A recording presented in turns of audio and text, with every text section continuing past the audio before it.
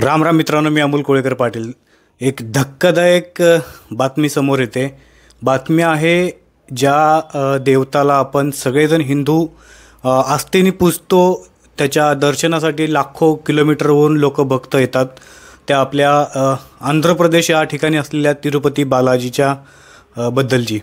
मित्रांनो, बातमी फार धक्कादायक आहे. धक्कादायक याच्यासाठी मी बोलतो आहे की 1400च्या काळापासून त्या मंदिरामध्ये, तिरुपती बालाजीचं मंदिर आहे, त्या मंदिरामध्ये प्रसाद वाटपाचा कार्यक्रम हा राबवला जातो आणि प्रसाद वाटपाच्या कार्यक्रमासाठी तिथे लाडू दिले जातात.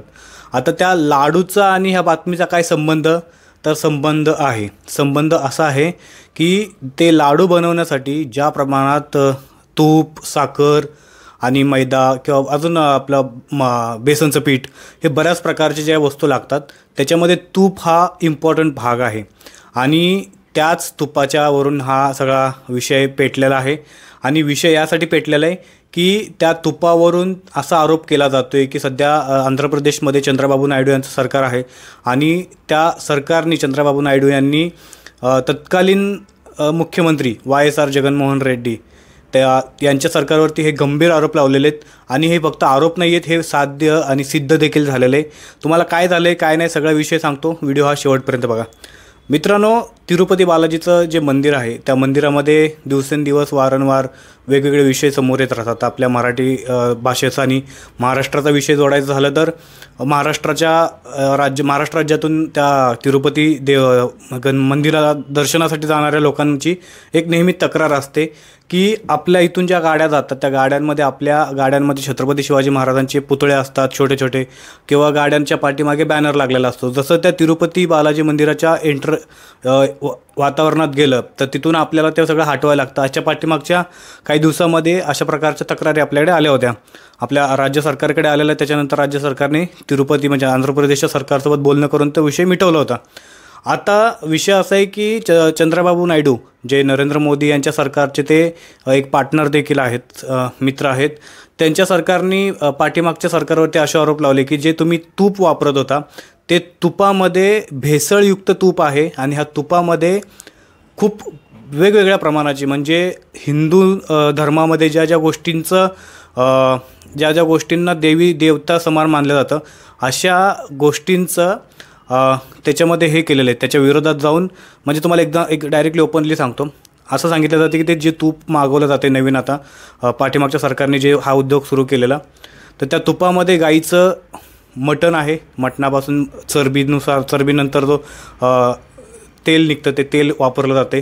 दुसरी गोष्ट डुकराची चरबी आहे, त्या चरबीचं देखील त्याच्यामध्ये पॉईंट्स आहेत, काही हे आहेत, तत्व आहेत. आणि अशा प्रकारचं बऱ्याच प्रकारचं जे प्राण्यांच्या शरीरातून जी चरबीयुक्त पदार्थ गाळून त्याच्यानंतरचं जे काही तेल युक्त पदार्थ निघतो, हा पदार्थ त्या तुपामध्ये आहे. आता हा विषय मी तुम्हाला काय डायरेक्टली बोलत नाही किंवा मी हवेत नाही बोलत, तर चंद्रबाबू नायडू यांच्या सरकारने एक टेस्ट केली आणि ही टेस्ट गुजरातमधल्या एका लॅबनी केली. दुधाचे जे लॅब टेस्टिंग करतात किंवा दूध प्रोडक्टचं जे लॅब टेस्टिंग करतात, त्या गुजरातच्या एका कंपनीने ह्याची टेस्टिंग केली. त्या कंपनीला टेस्टिंगमध्ये बऱ्याच धक्कादायक गोष्टी आढळल्या. जसं मी तुम्हाला सांगितलं की गाईच्या मटणापासून जे हे होतं, मांसापासून जे तेलयुक्त पदार्थ निघतो, तो देखील त्याच्यामध्ये आहे. डुकराचं आहे. अशा बऱ्याचशा प्राण्यांच्या शरीरातून निघणाऱ्या मांसातून वगैरे हे सगळं प्रकार आहे. हा अत्यंत भयानक प्रकार आहे. आणि ह्याच्यानंतर तुम्हाला सांगतो की आता चंद्रबाबू नायडू यांनी तर आरोप केलेलेच आहेत आणि पुरावे देखील दिलेले आहेत, त्यांच्याकडे लॅबचे पूर्ण टेस्टिंग आहेत. आता ह्याची सुरुवात कधी झाली आणि हे कधीपासून लोकांना दिलं जाते? ज्या वेळेला 2019मध्ये YSR जगनमोहन रेड्डी यांचं सरकार आलेलं, त्याच्या वेळेला तिरुपती देवस्थानच्या ट्रस्टच्या अध्यक्षपदी जगनमोहन रेड्डी यांचे मामा, त्यांच्या मामांना त्या ट्रस्टीच्या अध्यक्षपदी बसवलं. अध्यक्षपदी बसवल्यानंतर काय झालं की त्यांनी तुपाचं जे, आता लाखो लोक तिथं भाविक येतात दर्शनासाठी, तर लाखो लाडू बनवावे लागतील, याचा अर्थ लाखो मटेरियल लागेल. म्हणजे तिथं डेली दिवसाला कितीतरी 1000 टन साखर, तेल, ह्या सगळ्या बऱ्याचशा प्रमाणामध्ये तिथं वापर केला जातो. त्याच्यामध्ये तूप देखील आहे. तर तूप हे कर्नाटकमधून एका प्रोडक्टचं येत होतं, ब्रँडचं येत होतं. पण ते आता तुम्हाला माहिती आहे की आमच्या घरात देखील जे आपण तूप खातो ते देखील आपण हजार रुपये किलो ह्या भावाने आपण ते तूप घेतलेलं असतं. पण ह्या मंदिरामध्ये हे तुपाचा रेट कमी करण्यासाठी एक नवीन टेंडर काढलं गेलं आणि ते टेंडर अशा प्रकारचं होतं की 320 रुपये किलो हे तूप मिळत होतं त्या टेंडरनुसार. आता साधी सिंपल गोष्ट आहे, तुम्हालाही ह्या गोष्टी समजण्यासारख्या आहेत की 320 रुपये किलो याप्रमाणे सध्या कुठल्या राज्यामध्ये आणि कुठल्या ठिकाणी आपल्याला हे तूप बघायला मिळेल. ह्याचा अर्थ एवढ्या स्वस्त हे तूप विकतायत, ह्याचा अर्थ असा आहे की ते 100% भेसळयुक्त असणार आहे. मग असा संशय त्यांच्या चंद्रबाबू नायडू यांचं सरकार आत्ता बनले. परंतु ज्यावेळेला हे टेंडर काढलं गेलं त्यावेळेला त्यांच्या आमदारांना देखील प्रश्न पडलेला, चंद्रबाबूंच्या आमदारांना. पण त्यांनी सभागृहामध्ये हा प्रश्न देखील उपस्थित केलेला. परंतु तुम्हाला माहिती आहे की सरकार ज्याच्या हातात असतं, जिसकी लाठी उसकी भैंस असं असतं. त्याच्यामुळं ते टेंडर पास झालं, ते टेंडर चालू झालं. आणि आत्ता ज्यावेळेला चंद्रबाबू नायडू हे मुख्यमंत्री झाले त्यावेळेला त्यांनी ह्या सगळ्या गोष्टींची चौकशी लावली, एक कमिटी नेमली आणि त्या कमिटीने आता हा अहवाल निर्माण केलेला आहे. आता मित्रांनो, याच्यामध्ये 2-3 गोष्टींचं आहे.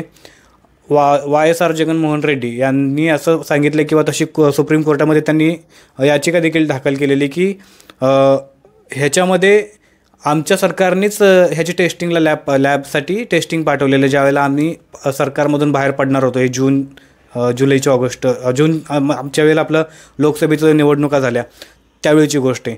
तर त्याच्यानंतर आता चंद्रबाबू यांचं म्हणणं आहे की हे पूर्णपणे तुम्ही पैसे वाचवण्यासाठी भेसळयुक्त तूप हे तिरुपती मंदिराच्या पवित्र मंदिरामध्ये प्रसाद असतो, पवित्र प्रसाद असतो, त्या पवित्र प्रसादाच्या माध्यमातून भेसळयुक्त आणि ज्या हिंदू धर्मामध्ये गाईला देवतेसारखं मानलं जातं, इतर प्राण्यांची सेवा केली जाते, त्याच प्राण्यांच्या मांसापासून जे बनवलेलं तूप आहे किंवा त्या मांसापासून जे बनवलेलं निघालेलं तेल आहे हे वापरून तुम्ही समस्त त्या मंदिरामध्ये येणाऱ्या भाविकांच्या आस्थेवरती आघात केलेला आहे, असं चंद्रबाबू नायडू यांचं म्हणणं आहे. आता ह्याच्यामध्ये काय होतं आहे, सुप्रीम कोर्ट काय निर्णय देत आहे, त्यापूर्वी मला काय वाटतं माहिती आहे का, मी तुम्हाला माझं मत सांगतो.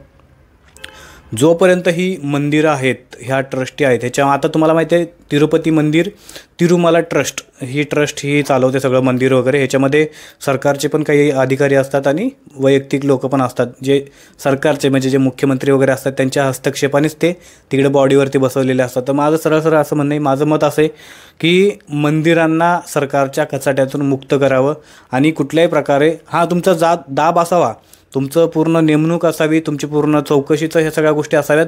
परंतु हस्तक्षेप पूर्णपणे मंदिराच्या वरचा जर उडाला तर ह्या सगळ्या गोष्टींचं हे नाही होणार. कारण ह्याच्या अगोदर ज्या तूप वापरलं जायचं ते कर्नाटक राज्यातून तूप यायचं, एक चांगलं ब्रँड आहे, त्या ब्रँडचं तूप यायचं. परंतु पैसे वाचवण्यासाठी हा सगळा केलेला कटाटोप्याने घाट आहे.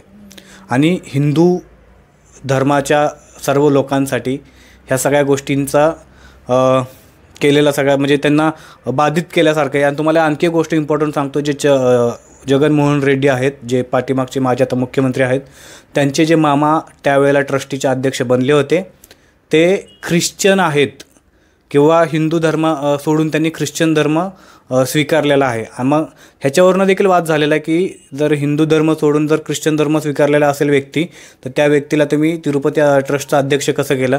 पण या सगळ्या गोष्टींकडे दुर्लक्ष करून फक्त नातेवाईक आहेत आणि सक्का मामा असल्यामुळे जगनमोहन रेड्डी यांनी हा आदेश दिल्याचं आता सांगितलं जातं. ह्याच्यामध्ये येणाऱ्या काळामध्ये काय आहे खरं, काय नाही खोटं, हे सगळं आपल्याला बघायला मिळेल आणि बघणं इम्पॉर्टंट राहील.